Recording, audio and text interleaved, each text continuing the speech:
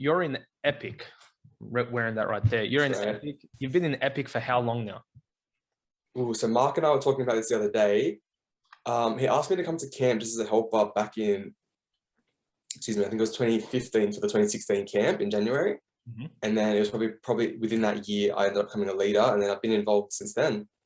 So it's been what, 6 years maybe. Hold on, did you say that was the 2015 camp? I'm bad at math.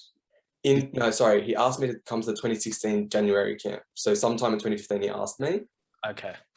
All right. So it was the year after I broke my thumb then. You weren't around for that. I wasn't at that camp. I was actually never at a camp prior to being a leader because I was always too old when they started. Okay. So you missed out on the whole experience. Yeah, I came straight in as a leader. Okay. How did it feel coming in straight in as a leader? I felt like an outsider because it was such a new camp. I came to, I think it was the third one, so I missed the first two. So everyone knew, you know, what the go is, all the routines. What's that thing you guys? The roll call. Random roll call. Everyone was so familiar with all these things, and I was just coming in, you know, young, scared, didn't know what I was doing. I wasn't even interested in being in Epic up to that point. Mark kind of just threw me in the deep end. Yeah. What was your thought process when he approached you about it? Again, we talked about this the other day, and I said to him, I remember him coming up to me on a Friday night. I think I was in Bible club. He was in the basketball court and asked me if I would just consider and pray about coming to camp as a helper. And then I was on the way to the bathroom. I went to the bathroom and I washed my face. I was staring at myself in the mirror thinking, what am I going to do at Epic Camp? Like, what do I know about teenagers? I was probably 22 or 3 at the time. And I didn't really have an interest. I didn't feel called at that time. But as I did pray about it leading up to the camp, I did feel like that's what God wanted me to do.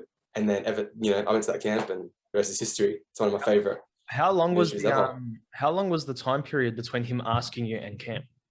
Okay, I can't remember that much detail. I don't know when it was, but it would have been at least 3 to 4 months prior to the camp because we've got a lot of prep to do before each camp each year. Yeah. Okay. So that's most people know. That's a decent amount of time, but it's still not a lot of time if you think about it. If anyone's ever organized a camp like that, it's pretty quick.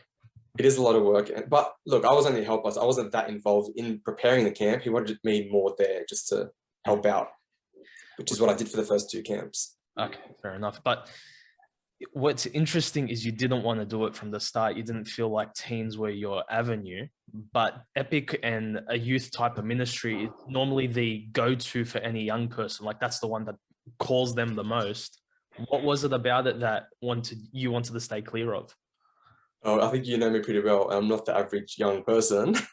And I don't know, I just wasn't drawn to the whole youth vibe, teenagers, the high school experience. I didn't have a problem with high school. I didn't hate it, but I didn't, I'm not one of those people that reminisces and says, I wish I could go back to school. Were you always older than high school?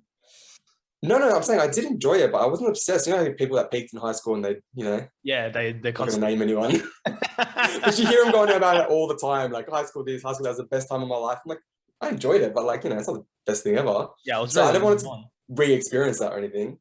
Yeah, fair enough. But did you feel like it was a re-experience jumping into Epic?